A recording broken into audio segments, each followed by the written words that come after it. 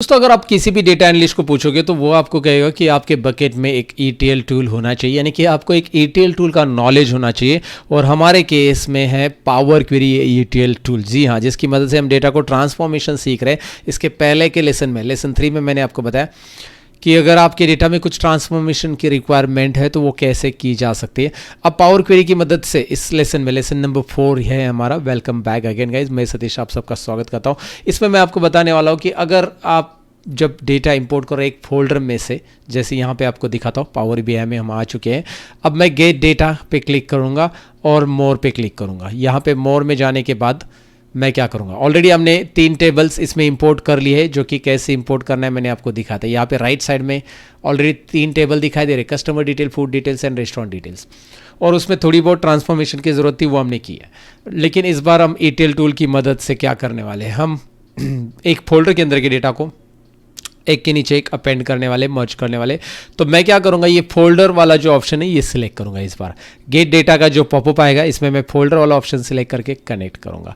तो अब मैं जो स्टेप्स कर रहा हूं ना, जरा ध्यान से देखिए, स्टेप बाय स्टेप इसे समझने की कोशिश कीजिए। सबसे पहले फोल्डर पाथ आपको दिखाई दे रहा है, यहाँ पे आपको फोल्डर पाथ डाल देना है। अगर पाथ है आपको पता है तो नहीं प्रॉब्लम, लेकिन मैं ब्राउज पे क्लिक कर रहा हूँ। मेरा जो फोल्डर है जो भी लोकेशन पे अवेलेबल है उस लोकेशन पे कुछ जाना है। तो मेरे केस में ये दिस PC में अवेलेबल है, D ड्राइव में अवेलेबल है, बहुत अंदर अवेलेबल है। तो मैं फटाक से करके उसे पहले ओपन कर लेता हूँ।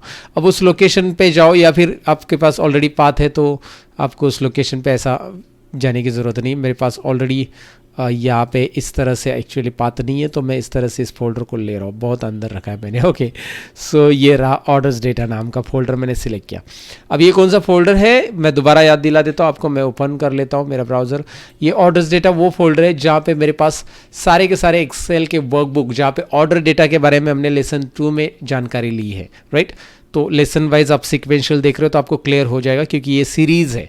तो भाई सीरीज़ के पहले एपिसोड नहीं देखेंगे तो बाद के एपिसोड में किसने किससे क्या कहा समझ में नहीं आएगा।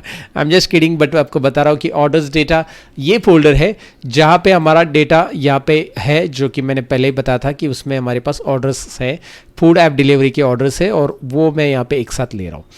अब यहाँ पे जो स्टेप्स है उससे ध्यान दीजिए, पावर क्वेरी की ज़रूरत क्यों है। जब आप एक फोल्डर सिलेक्ट कर लेते हो तो आपको उस ये फोल्डर के अंदर के डेटा नहीं, वर्कबुक है इस फोल्डर के अंदर, तो वो वर्कबुक ओपन करेगा।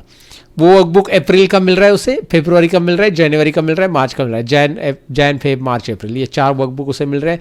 Date access, date modify, date created वगैरह उसने बताया, उस वर्कबुक की प्रॉपर्टीज, पाथ वगैरह क्या है।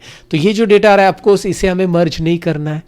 ये डेटा दिख रहा है, ये वर्कबुक की प्रॉपर्टीज है जो वर्कबुक हमारे फोल्डर के अंदर है। तो जब भी आप डेटा लोगे, इंपोर्ट करोगे, तो वर्कबुक की प्रॉपर्टीज आपको यहाँ पे दिखाई दे रही है। एंड नाउ अगर आप यहाँ पे कंबाइन बटन पे क्लिक करोगे, लो क्या थिया, कंबाइन बटन पे मैं यहाँ पे क्लिक करूंगा तो ये कंबाइन हो जाएगा। ये प्रॉपर्टीज मुझे ये कंबाइन नहीं करना है, मेरा डेटा है इस कॉलम में। ज़रा ध्यान से देखिए, ये कंटेंट जो दिखाई दे रहा है ना, कंटेंट कॉलम जहाँ पे आपको बाइनरी करके दिखाई दे रहा है, ये मेरा डेटा है। नाउ अगर मैं यहाँ से इसे कंबाइन करूँगा तो कंबाइन तो मुश्किल है, क्योंकि मेरे पास ये डेटा है, मुझे ये कंबाइन करना है, तो कंबाइन नहीं करना है ऑफकोर्स। लोड भी नहीं करना है, क्योंकि ये workbook as it is load नहीं करने हैं, तो मुझे इसे अपेंड भी तो करना है। तो ट्रांसफॉर्म डेटा में मैं जाऊँगा। ध्यान से देखिए, इसे लोड नहीं करना है, ना ही कंबाइन करना है। आपको कंबाइन का ऑप्शन ज़रूर मिला है, लेकिन ये गलत हो जाएगा क्योंकि कॉन्टेंट बाइनरी में है। तो मैं ट्रांसफॉर्म डेटा में क्लिक कर रहा हूँ। जैसे मैंने ट्रांसफॉर्म डेटा पे क्लिक किया है, अब आप देखोगे पावर क्वेरी में मैं आ चुका हूँ। पावर क्वेरी के अंदर content, name, extension, date access, ये आपको चीज़ें दिखाई दे रही है, right. Again so power query की विंडो दोबारा आपके सामने आ चुकी है। ये नंबर 1 ETL टूल है मेरे हिसाब से, तो इसमें काम करना आना चाहिए सब किसी को, हर किसी को। तो मैं क्या कर रहा हूँ, इस कंटेंट कॉलम को छोड़ के बाकी सारे कॉलम की ज़रूरत नहीं मुझे, तो मैं कंटेंट के ऊपर राइट क्लिक करूँगा एंड रिमूव अदर कॉलम। ये देखिए स्टेप्स याद रखिए, मैं जो स्टेप्स कर रहा हूँ ना वो चीज़ें बीच बीच में जूम करके आपको दिखा रहा हूँ। Remove other columns, right click करना है कंटेंट कॉलम पे, रिमूव अदर कॉलम। नाउ इसके अंदर के बाइनरी कंटेंट को एक्सट्रैक्ट करना है, तो ये वाला ऑप्शन हम यूज़ नहीं करेंगे। यहाँ पे कंबाइन फाइल्स का ऑप्शन है, ये नहीं करेंगे। हमें एक्सट्रैक्ट करना है कंटेंट्स को, तो ऐड कॉलम, एक ट्रिक बता रहा हूँ, जो ट्रिक आपको फॉलो करनी है, ये ट्रिक बहुत ज़रूरी होता है। ऐड कॉलम पे क्लिक करो, एक नया कॉलम हमें ऐड करना है, ऐड कस्टम कॉलम। एक छोटा सा फॉर्मूला मैं सिखाने वाला, M लैंग्वेज का फॉर्मूला है पावर क्वेरी का। तो यहाँ पे कस्टम कॉलम पे क्लिक करते एक डायलॉग बॉक्स आएगा। देखिए एक ही कॉलम हमारे पास है, हमने ऐड कॉलम लिया, कस्टम कॉलम, एक और कॉलम हम ऐड कर रहे हैं। इस कॉलम का हम नाम रख देते हैं, कुछ भी नाम रख सकते हैं इसमें, इसको नाम रख देते हैं टेबल। ओके, टेबल नाम रख दो, कोई भी नाम रख सको, कोई इशू नहीं है। डेटा नाम रखो, टेबल नाम रखो, जो भी नाम रखना है। उसके बाद यहाँ पे एक्सेल का फॉर्मूला दे दो, एक एक्सेल डॉट वर्कबुक, ये दिखाई दे रहा है एक्सेल डॉट वर्कबुक। ये फॉर्मूला ध्यान से टाइप करो, बहुत सारे लोग टाइप करते समय यहाँ पे गलती करते हैं, डबल डबल एक्सेल लिखते हैं। तो ये फॉर्मूला एक्सेल डॉट वर्कबुक भी होना चाहिए। या फिर आप टाइप करते समय एक बात रखो, ई एक्स टाइप करो, यहाँ पे कहीं पे फॉर्मूला दिखाई देगा, ई एक्स टाइप करते ही ये दिख रहा है, पहले ही दिख रहा है टॉप में। तो टैब बटन कीबोर्ड पे प्रेस कीजिए, ये आ जाता है। उसके बाद ओपन ब्रैकेट कीजिए, उसके बाद क्या करना है, ओपन ब्रैकेट और CON टाइप करना है, ओपन ब्रैकेट टाइप करना है, ओपन पैरेंथेसिस करने के बाद कंटेंट CON है ना, CON टाइप करो, कंटेंट आ जाता है। इसे भी टैब बटन प्रेस कीजिए, ऑटोमेटिक वो स्क्वायर ब्रैकेट में आ जाता है, आने दो, ब्रैकेट क्लोज कीजिए। अगर आप ब्रैकेट क्लोज नहीं करते तो टोकन एक्सपेक्टेड और एरर दिख रहा है यहाँ पे। तो जब तक हम यहाँ पे और एक ब्रैकेट जो हमने ओपन किया था, open parenthesis close parenthesis, right. So no syntax error have been detected. एक बार फॉर्मूला को दोबारा देख लीजिए, जब प्रैक्टिस करो और आपको एरर आ रहा है ना, तो इस फॉर्मूला को आके वापिस चेक कीजिए आपने सही टाइप किया है क्या। कंटेंट स्क्वायर ब्रैकेट में ऑटोमेटिक आता है जब आप CON टाइप करके सिलेक्ट कर लेते हैं तो, और ओके कर लीजिए। फॉर्मूला दोबारा देखना बहुत ज़रूरी है, मैंने बहुत बार देखा है, बहुत सारे लोग इसी में एरर करते हैं।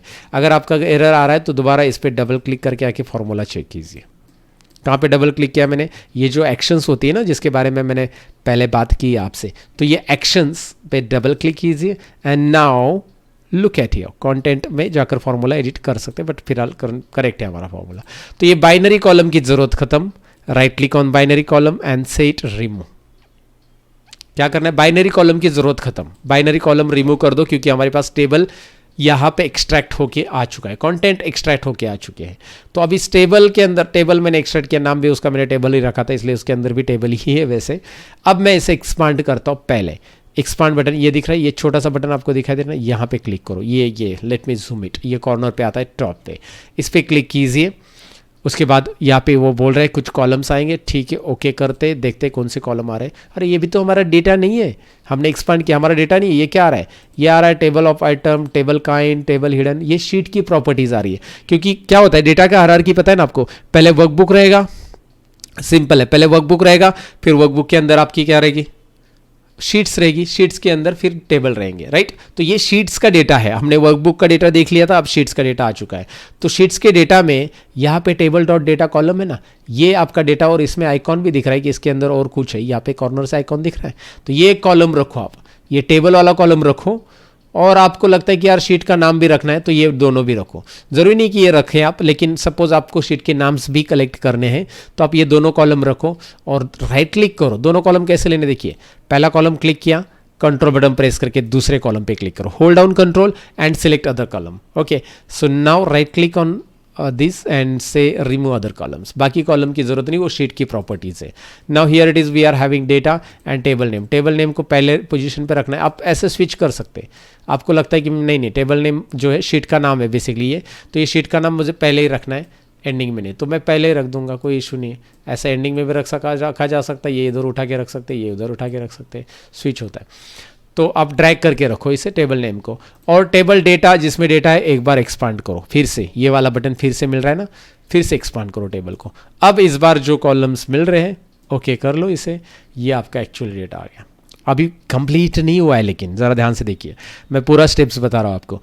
ये डेटा आ चुका है, लेकिन यहाँ पे आपको ऑर्डर आईडी, ऑर्डर डेट इधर दिख रहा है। ये कॉलम की हेडिंग होनी चाहिए, order ID, order date, order customer ID, लेकिन ये हेडिंग कुछ अलग आ रहा है, कॉलम 1 2 3 4। ओके, अच्छा ठीक है, ये आ रहा है, और ऑर्डर आईडी नीचे भी तो रिपीट हो रहा होगा। चलो ठीक है, मैं एक काम करता हूँ, पहले तो क्या करता हूँ, इसके साथ डील करने के लिए ऑर्डर आईडी इधर आ रहा है ना, ये पहले रो पे आ रहा है, देखिए रो नंबर 1 पे आ रहा है order ID, right, order ID, customer ID वगैरह वगैरह। तो भाई पावर क्वेरी के अंदर होम टैब में, ध्यान से देखिए, होम टैब में use first row as headers, इसका मतलब क्या है समझ में है, नाम सेल्फ एक्सप्लेनेटरी है कि भाई यार use first row as header, ये जो पहला रो है उसको हेडर करो, बूम हो गया हमारा first row as header. But यहाँ पे कुछ रेड और ग्रीन दिख रहा है, क्यों? व्यू में जाओ और कॉलम क्वालिटी ऑन करो, व्यू में जाकर कॉलम क्वालिटी ऑन करो और देखो कि भाई यार कुछ तो गड़बड़ दिख रही है। वो बता रहा है कि 1% एरर है, वैलिड कुछ नहीं दिख रहा है, एम्प्टी दिख रहा है, वैलिड 100% दिखना चाहिए, बट वो बता रहा है एरर है। अब ये एरर क्यों है, रीज़न बताता हूँ। एरर इसीलिए क्योंकि हमारे डेटा के अंदर, ध्यान से सुनिएगा, हमारे डेटा के अंदर ऑर्डर आईडी हर एक टेबल में कॉलम हेडिंग था। तो जब मैं इसे एक बार अंडू कर देता हूँ, जो हमने प्रमोटेड हेडर किया था, ये अंडू कर दिया। यहाँ से मैंने किया था ना use first row as header, मैंने अंडू कर दिया। यहाँ से मैंने हटा दिया use first row as headers को, क्लोज कर दिया। अब आप देखोगे तो ऑर्डर आईडी हमारा फर्स्ट रो पे है और ऑर्डर आईडी हमारा दोबारा भी आ चुका है। कुछ लगभग 500-600 रो के बाद एक दूसरा ऑर्डर आईडी आएगा। जब अप्रैल का सेल्स खत्म होगा, दूसरे मंथ का सेल चालू होगा, तो वहाँ पे ऑर्डर आईडी की हेडिंग रिपीट आ जाएगी। तो जब हम उसको कन्वर्ट कर रहे हैं, भाई ये देखो ये ऑर्डर आईडी की हेडिंग रिपीट आ रही है। अब तो ये बता रहा है कि एरर कुछ नहीं, अब तक एरर नहीं बता रहा है, वैलिड बता रहा है 100%, एरर 0 और एम्प्टी 0।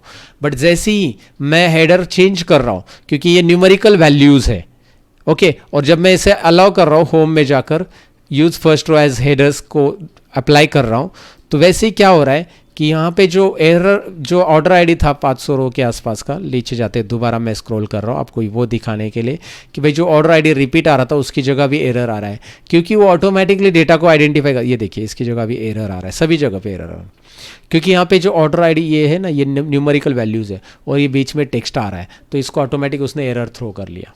No issues. तो इसके साथ डील करने के लिए क्या करेंगे हम, हमारे पास ऑर्डर आईडी वगैरह तो आ गया, इसके साथ डील करने के लिए यहाँ पे माउस पॉइंटर लेके आ जाओ इस कॉलम चेक को और रिमूव एरर्स। सिंपल है, रिमूव एरर्स बटन पे क्लिक करो, काम खत्म हो जाएगा। या फिर right click on that column and say remove errors, यहाँ पे देखो इस तरह से, तो यहाँ पे माउस लाओगे तो भी आ जाएगा ये, इसके ऊपर माउस लेके आ जाओ and remove errors, that's it. So it's very simple, mouse लेके आके रिमूव एरर्स करोगे, ऑटोमेटिकली एक कॉलम से हटाएंगे, सब जगह से रिमूव एरर हट जाएगा। अब देखो 100% वैलिड, देखो valid 100%, error 0, empty 0, wow great.